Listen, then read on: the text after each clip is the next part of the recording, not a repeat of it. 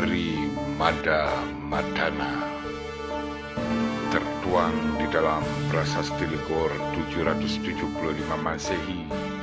Pembunuh, musuh yang sombong tak bersisa.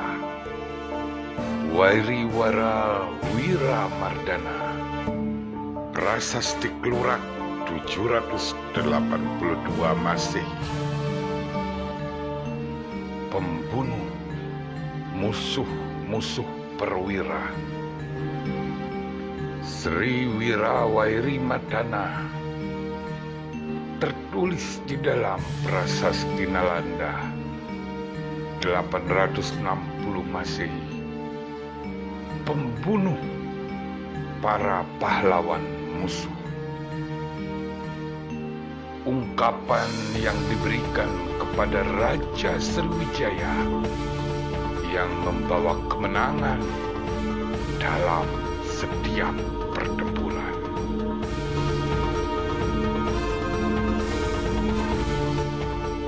Bertemu kembali dengan World Channel yang selalu memberikan informasi tentang perjalanan sejarah bangsa.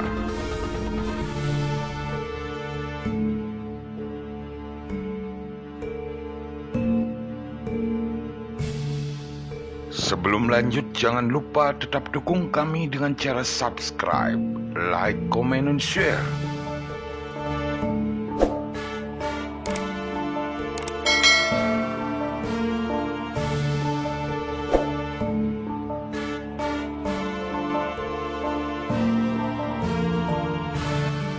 Dapunda Hyang Sri Jayanasa telah berhasil meletakkan fondasi yang kuat bagi kerajaannya dengan luas wilayah yang sangat luas. Setelah beliau wafat, beliau digantikan oleh keturunan beliau yang bernama Sri Maharaja Indra Warmadewa, atau dikenal dengan sebutan Sri Indrawarman.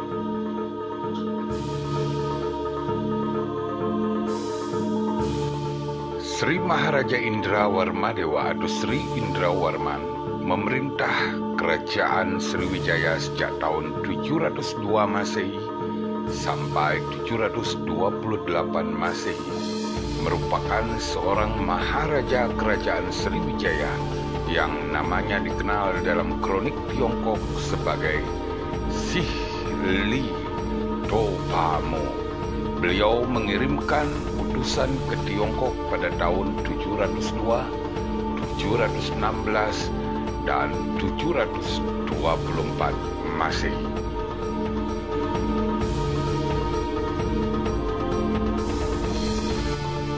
Nama beliau juga tercatat di dalam surat yang pernah dikirimkan kepada Khalifah Umar bin Abdulaziz dari Bani Umayyah pada tahun 718, di mana dalam surat tersebut beliau menyatakan dirinya seorang maharaja yang memiliki ribuan gajah, memiliki rempah-rempah dan wewangian serta kapal barus, dengan kotanya yang dilalui oleh 2 sungai sekaligus untuk mengairi seluruh lahan pertanian.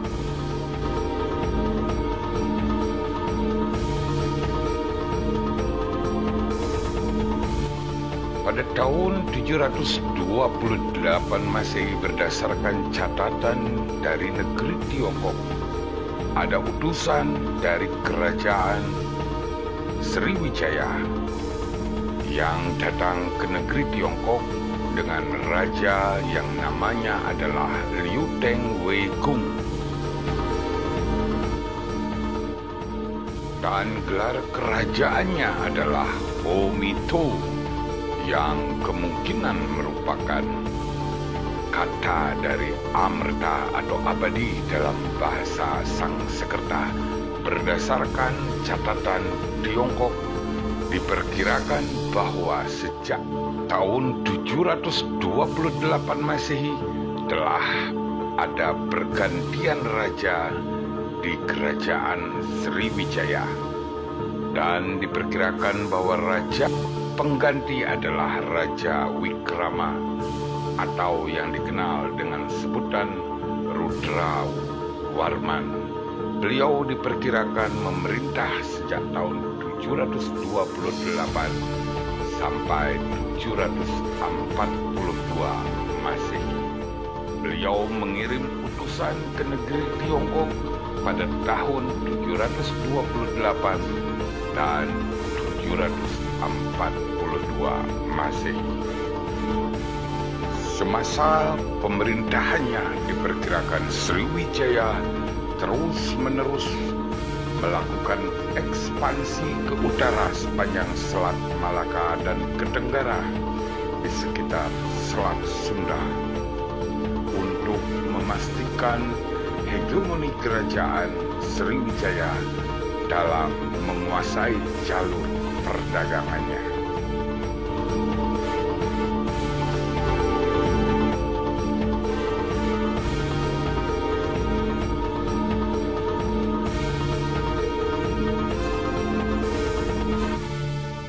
Ada sisi masa yang tidak bisa dijelaskan. Sejak tahun 743 Masehi sampai 774 Masehi karena belum ada data yang diketemukan. Dan baru pada tahun 775 Masehi muncul sebuah catatan, yaitu Prasasti Ligor. Prasasti yang dibuat pada sebongkah batu yang berisikan tulisan pada kedua sisinya. Berangkat tahun 775 Masehi dengan menggunakan bahasa Kawi, menyebutkan bahwa Raja Wisnu yang bergelar Sri Maharaja dari keluarga Salendra Wangsa.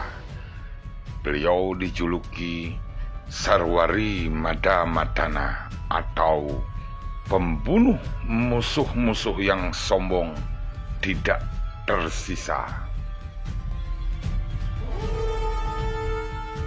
Gelar yang sama juga yang tercatat di dalam Prasasti Klurak 782 Masehi yang menyebutkan Sri Wirawairi Madana atau pembunuh musuh-musuh perwira yang ditujukan kepada seorang raja yang bernama Indra yang bergelar Sri Sanggrama Dananjaya. Kerajaan Sriwijaya harus terus menjaga dominasi perdagangannya dengan selalu mengawasi dan jika perlu memerangi pelabuhan pesaing di negara-negara jirannya.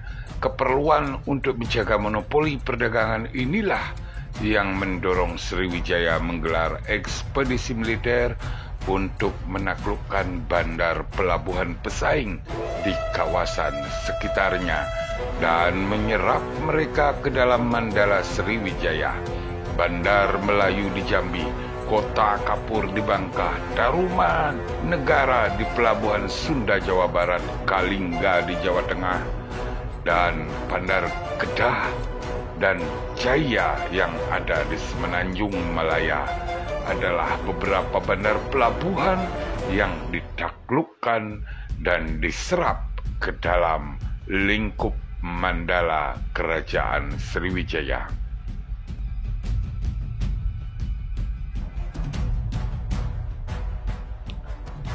Bahkan disebutkan dalam catatan sejarah Campa adanya serangkaian serbuan angkat laut yang berasal dari Jawa terhadap beberapa pelabuhan di Campa dan Kamboja.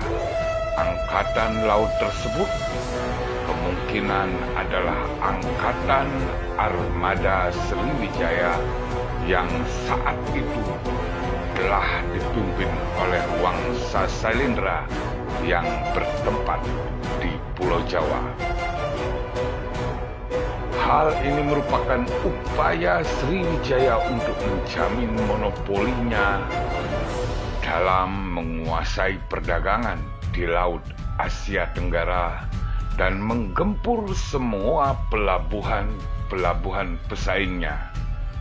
Sriwijaya berjaya dalam hal perdagangan sejak tahun 670 sampai 1025 Masehi.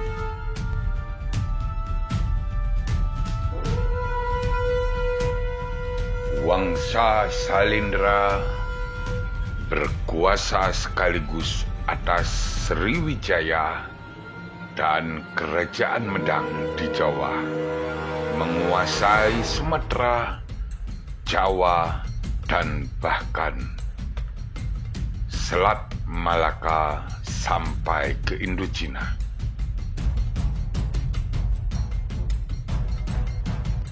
Saat pemerintahan dipimpin oleh Raja Dharanindra atau dikenal juga dengan sebutan Sanggrama Dananjaya, beliau diidentikan sama dengan Rakai Panunggalan karena di saat pemerintahan beliau, Kerajaan Sriwijaya dan Kerajaan Medang dipimpin sendiri atau ditunggalkan, sehingga beliau diidentikan dengan sebutan Rakai Panunggalan. Kekuasaan beliau sangat luas dan beliau selalu mampu mengalahkan musuh-musuhnya, sehingga beliau dikenal dengan sebutan pembunuh musuh-musuh yang sombong. Sarwari Madamadana. Setelah Ligor ditaklukkan dan dijadikan sebagai pangkalan militer untuk selanjutnya menyerang Chenla atau Kamboja dan juga Champa, serangan kerajaan dari Sriwijaya, Kerajaan Jawa, tercatat dalam sejarah Kamboja, di mana pada tahun 778 dan 787 menyerang Chenla dan Champa. Walau Rakai Panunggalan lebih dikenal sebagai Raja Kerajaan Medang atau Mataram kuno,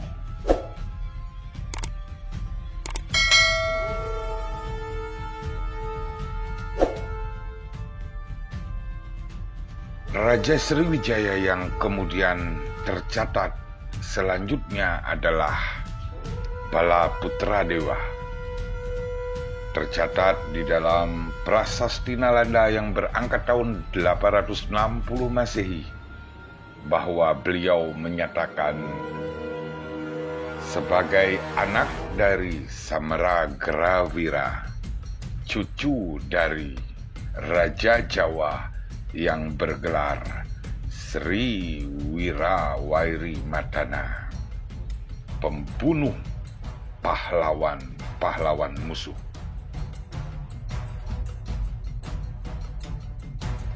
Kerajaan Sriwijaya mencapai puncak kejayaannya kembali sejak Raja Balaputradewa memerintah di Kerajaan Sriwijaya yang terpisah dengan Kerajaan Medang yang ada di Pulau Jawa.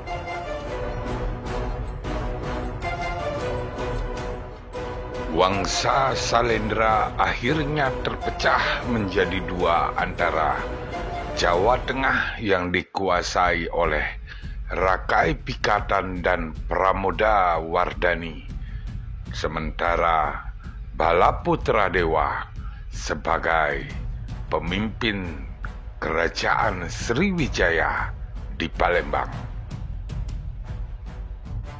Banyak sejarawan berpendapat hal ini dikarenakan ibunda dari Balaputradewa adalah Dewi Tara, adalah putri dari kerajaan Sriwijaya. Hal ini menjadikan Balaputra Dewa sekaligus pewaris tahta kerajaan Sriwijaya di Sumatera. Balaputra Dewa kemudian dinobatkan sebagai Maharaja Sriwijaya yang kemudian menyatakan klaimnya sebagai pewaris sah Wangsa Salendra dari Jawa, seperti yang beliau tulis pada Prasasti Nalanda tahun 860 Masehi.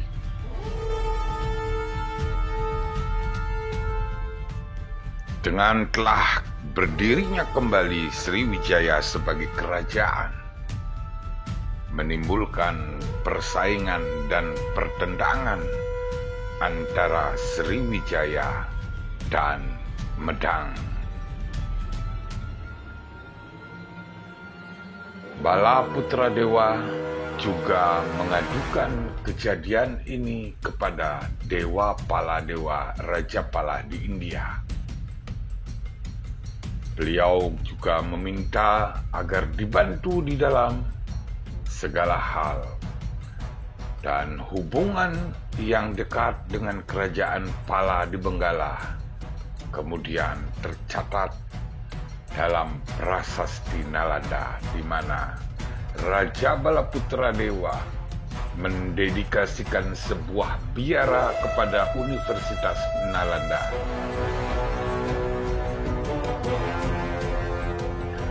Balaputra Dewa berjuang membangun armada laut yang kuat. Tindakannya bertujuan agar jalur pelayaran wilayah Sriwijaya menjadi aman. Banyak pedagang merasa aman ketika singgah, dan ini membuat Sriwijaya semakin makmur dan besar.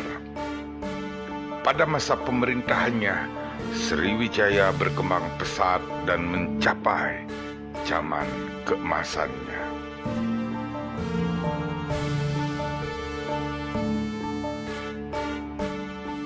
Setelah Raja Balaputra Dewa, beliau kemudian digantikan oleh Sri Maharaja Udayaditya Warmadewa atau Sri Udayaditya Warmadewa.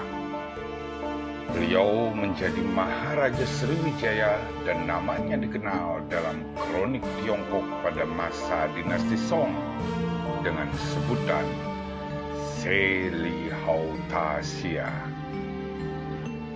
Beliau mengirim utusan ke negeri Tiongkok sebanyak 2 kali, yaitu pada tahun 960 Masehi dan 962 Masehi.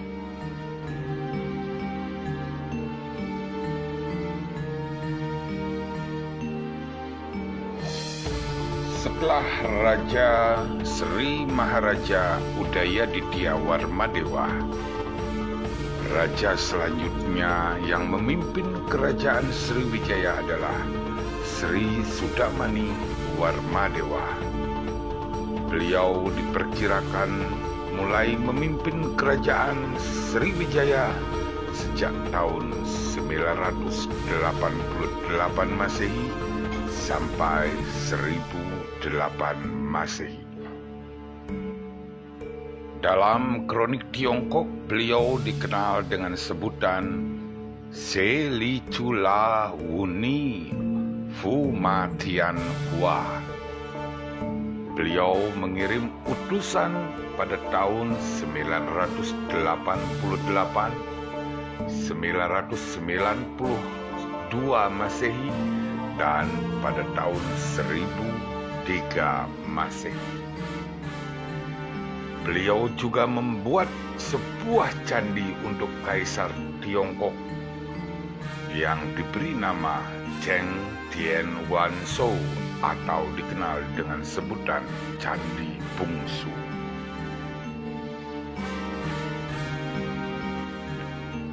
Dari catatan negeri Tiongkok zaman dinasti Song disebutkan Kerajaan Sriwijaya di Sumatera dengan nama Sanfosi, sedangkan Kerajaan Medang di Jawa dengan sebutan nama Sepo. Dikisahkan bahwa Sanfosi dan Sepo terlibat persaingan dalam menguasai Asia Tenggara.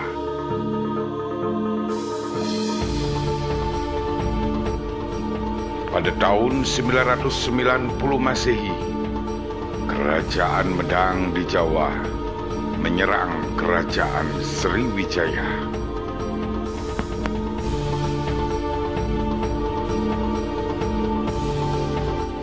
Bagaimanakah serangan Kerajaan Medang Jawa menuju Sriwijaya yang ada di Palembang? Seperti apakah jalannya peperangan dan bagaimana hasilnya? Tunggu tayangan kami selanjutnya. Tetap dukung kami dengan cara subscribe, like, comment, and share. Terima kasih.